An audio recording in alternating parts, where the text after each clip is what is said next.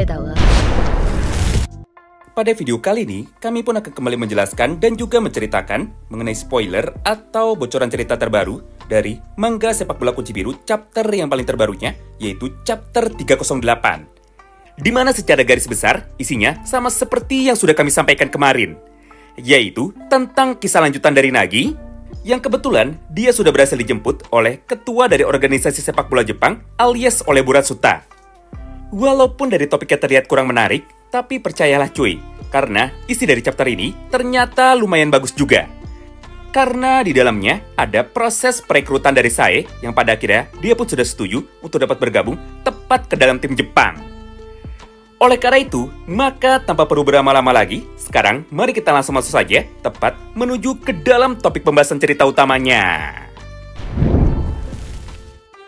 Singkat cerita, pada halaman yang pertamanya ini, kita pun kembali diperlihatkan mengenai proses perekrutan dari Nagi yang kebetulan sedang dilakukan oleh Buratsuta. Di mana di dalam dialognya, Buratsuta pun langsung berkata seperti ini kepada Nagi. Nagi, ayo bergabung bersama denganku. Karena dengan bantuanku, kau pun pasti akan bisa kembali lagi tepat menuju ke dalam Blue Lock. Melihat kedatangan dari Buratsuta, Nagi pun kini langsung bertanya kepadanya. Hah? Kamu siapa? Dan apa yang kamu inginkan dari aku? Lalu pertanyaan dari Nagi itu langsung dijawab lagi oleh Buratsuta. Hah? Masa sih kamu gak kenal aku? Aku adalah Buratsuta, ketua sepak bola dari Jepang. Dengar, hal itu tidak penting untuk bisa dibahas. Karena ada hal lain lagi yang akan kita bicarakan berdua. Yaitu, meskipun jumlah pemain yang bisa didaftarkan sekarang hanya 23 orang saja. Tapi kenyataannya, turnamen Piala Dunia memiliki jumlah slot atau jumlah pemain dari setiap timnya sebanyak 26 orang. Dan Ego memintaku untuk dapat merahasiakannya dari kalian. Aku setuju dengan program sepak bola Blue Lock yang dibuat oleh Jinpachi Ego. Dan juga aku setuju untuk bisa memberikan dana alias uang yang tidak terbatas kepada dia, tapi dengan satu syarat. Yaitu ketika Jinpachi Ego diperbolehkan menentukan total 23 orang pemain pilihannya sendiri, maka aku pun memiliki keputusan mutlak untuk dapat memiliki total 3 orang pemain pilihanku sendiri. Yang artinya jumlah pemain yang sebenarnya adalah 26. 23-nya dari Blue Lock, sedangkan 3 laginya dari aku. Dimana di dalam praktiknya, dari 3 orang pilihanku ini, aku sekarang sudah memiliki 2 orang pemain lainnya selain dirimu. Dan mereka berdua sejauh ini sudah aku kirimkan dengan menggunakan jalannya sendiri untuk bisa menjadi pemain yang hebat. Jadi, karena sekarang aku masih memiliki 1 buah tempat kosong, maka bagaimana jika kamu join ke dalam timku atau join ke dalam proyek rahasia dari Buratsuta? Menarik ya, jika 3 orang pilihanku ini berhasil menampilkan kemampuan yang hebat, bahkan jauh lebih hebat dari 23 orang pemain dari Blue Lock, maka secara tidak langsung, pusat kepemimpinan dari Blue Lock akan diserahkan kepadaku. Karena dengan cara seperti itu, maka aku pun bisa membuktikan kepada dunia bahwa cara dari Jinpachi Ego kurang tepat atau caranya sekarang sudah salah. Sedangkan cara latihan pula yang paling benar untuk dapat bisa diterapkan kepada timnas Jepang yang baru.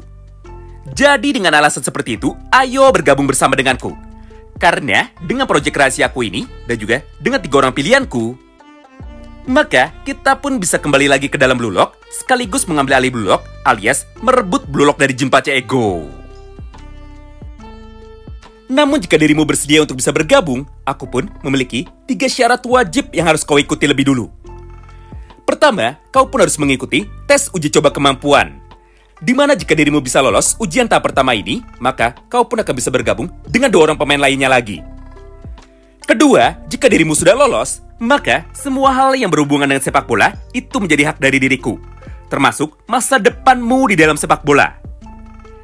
Ketiga, seluruh hidupmu akan menjadi milikku, dimana kau pun harus menuruti semua permintaan dari diriku. Akulah yang akan mengatur semua kontrak kerjamu di dalam tim profesional. Atau dengan kata lain, sampai dengan dirimu mati, kau itu akan menjadi properti pribadi milikku.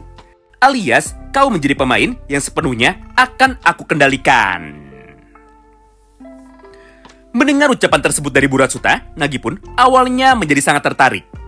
Tapi seperti biasanya cuy, Nagi emang ngeselin. Udah dikasih kesempatan sama Buratsuta buat jadi tambah kuat, Dan juga udah dikasih jalan oleh Buratsuta supaya dia bisa balik lagi ke dalam tim Jepang. Si Nagi malah pelangap-pelongo doang. Bahkan dengan naifnya, Nagi pun malah bilang seperti ini kepada Buratsuta. Sebenarnya dialognya cukup panjang cuy, tapi isinya cuma ngangong-ngangong aja. Contohnya gini. Tidak? Aku nggak tahu. Nah, pokoknya gitu cuy. Di kotak dialognya, kata-katanya mirip seperti itu selama 2 halaman penuh. Lalu ujung-ujungnya, Nagi pun langsung bilang begini kepada Buratsuta lagi. Tidak, Ego-san tidak pernah salah. Alias, Jinpachi Ego selalu benar. Dan juga, aku tidak bisa kembali ke sana dengan menggunakan cara seperti ini. Lagi pula berkat Ego, aku bisa kenal dengan banyak pemain, termasuk Isagi dan juga Mikagireo. Jadi, entah apapun yang dia lakukan, Ego sudah sangat berjasa sekali menuju kepada hidupku. Selain itu, Blue Lock adalah tempat yang sangat berharga, atau Blue Lock adalah tempat yang sangat spesial. Karena semua orang di dalamnya memiliki egonya masing-masing. Jadi, jika aku belum bisa menemukan egoku sendiri, maka cara seperti apapun sama sekali tidak pantas untuk dapat bisa aku lakukan. Intinya, sambil memegangi kepalanya dan juga sambil memasang wajah yang sangat serius, Nagi pun langsung berkata seperti ini kepada Buratsuta. Aku tidak bisa mengkhianati Blue Lock. Pokoknya, aku tidak bisa melakukan hal itu. Mendengar semua ucapan itu dari Nagi barusan, Buratsuta pun langsung menjadi semakin emosi. Hingga pada gambar ini, dia pun langsung menendang genangan air yang ada di depannya dengan sebuah tujuan untuk dapat menciprati tubuh dari Nagi. Tidak hanya itu cuy, karena sambil terlihat sangat emosi, Buratsuta pun kini kembali berkata lagi kepada Nagi. Ya, ngomong aja begitu terus, dasar bocah sialan yang banyak bacot. Kau itu cuma bocah egois yang hanya mementingkan egomu sendiri dan juga kebanggaanmu sendiri. Kau sendiri bahkan tidak sadar bahwa kau ini mirip seperti mayat berjalan yang sama sekali tidak tahu apa-apa. Bahkan sampai dengan detik ini, kau itu masih tidak bisa meningkatkan kemampuanmu sendiri, dasar bocah sialan. Yang artinya, kau itu tidak ada bedanya dengan ayam yang arogan atau pecundang yang arogan. Yap, sesuai dengan judul dari chapter terbaru ini, yaitu Arrogant Chicken. Nah, singkat cerita, setelah perbincangan dari Nagi dan juga Buratsuta sekarang semuanya sudah selesai, maka pada halaman yang berikutnya, scene pun kini kembali berpindah tepat menuju ke dalam sudut pandang dari Sai. Dimana ketika Buratsuta sekarang sedang marah-marah, maka Sai pun kini tiba-tiba saja langsung meneleponnya sambil berkata seperti ini kepada Buratsuta. Buratsuta, aku sedang melihat berita tentang proses pengocokan atau pemilihan grup dari turnamen Piala Dunia U20. Di mana pada momen ini, ternyata Jepang berada satu grup dengan 3 negara lainnya, yaitu dari grup A yang isinya adalah Prancis, Inggris, dan juga Nigeria. Mendengar semua ucapan dan juga informasi terbaru itu dari Sae, Buratsuta pun kini otomatis langsung menjadi terkejut, sekaligus dia pun menjadi sangat panik. Entah kenapa, Jepang justru malah bisa masuk ke dalam grup mematikan seperti itu. Mengingat di dalam tim Inggris dan juga di dalam tim dari Prancis, terdapat pemain hebat dari 11 orang generasi terbaik. Gara-gara itulah, Buratsuta pun sekarang langsung berkata kepada Sae. Sae, kau pasti datang kan? Aku sudah menyiapkan satu tempat khusus untukmu dari 3 orang pemain yang aku pilih. Jadi, entah apapun alasannya, kau pun harus bisa membantu Jepang demi bisa lolos dari proses seleksi grup.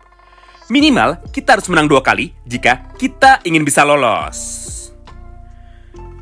Mendengar ucapan tersebut dari Buratsuta, saya pun kini malah membalasnya tapi dengan nada datar.